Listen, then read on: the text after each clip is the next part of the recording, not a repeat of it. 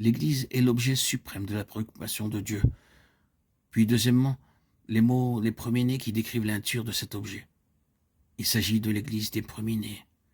Les termes sont au pluriel et une meilleure traduction serait l'Église de ceux qui sont les premiers-nés, dont les noms sont inscrits dans les cieux, à l'Assemblée universelle, et l'Église des premiers-nés.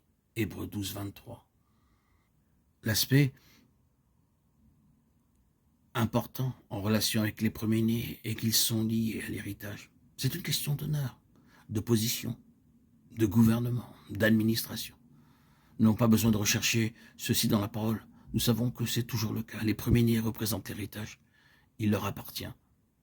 Qu'est-ce que l'héritage des saints? C'est la place d'honneur en gloire, celle du gouvernement dans les âges à venir. L'Église des premiers-nés est choisie à cet effet.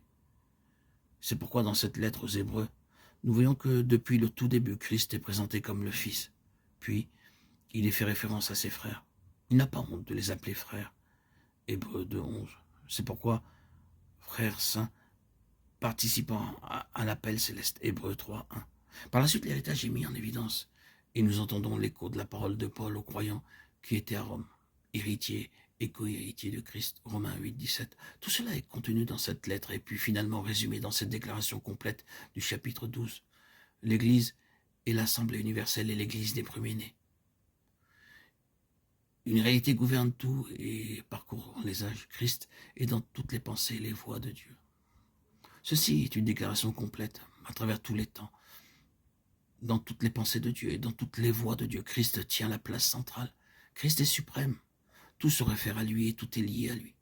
Christ est la fin, car Christ était le commencement. Si nous pouvions nous tenir aux côtés de Dieu, voir à travers ses yeux en étant gouvernés par la mentalité de Dieu, nous reconnaîtrions que Dieu a une seule et unique pensée, que cette unique pensée l'influence à travers tous les âges, dans chacun de ses traitements à l'égard des hommes, des nations et du monde. Cette unique pensée est centrée sur son Fils, Jésus-Christ. Et par conséquent, l'essence même de la révélation et le cœur même de l'illumination spirituelle est que vous voyez Christ dans toutes ses pensées et ses voies de Dieu, telles qu'elles sont exprimées dans sa parole et ses œuvres. Si vous posez la question, qu'est-ce qu'une révélation? Qu'est-ce qu'avoir une illumination spirituelle? La réponse est la suivante. Vous êtes capable de voir d'une manière vivante et constamment croissante les pensées de Dieu comme étant centrées en Christ. Nous pouvons le formuler d'une autre façon et dire que vous êtes capable de voir graduellement Christ. Sa place et sa signification dans cet univers, que ce dernier est interprété et expliqué à la lumière de Christ, et que tout dans les traitements de Dieu à notre égard, dans nos vies, est en lien avec Christ d'une manière ou d'une autre.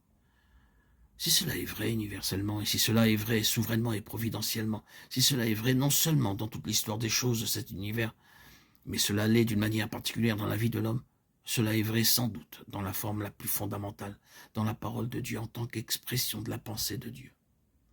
De sorte que la révélation, l'illumination spirituelle est de voir Christ dans toute la parole de Dieu, par des vérités, par des doctrines.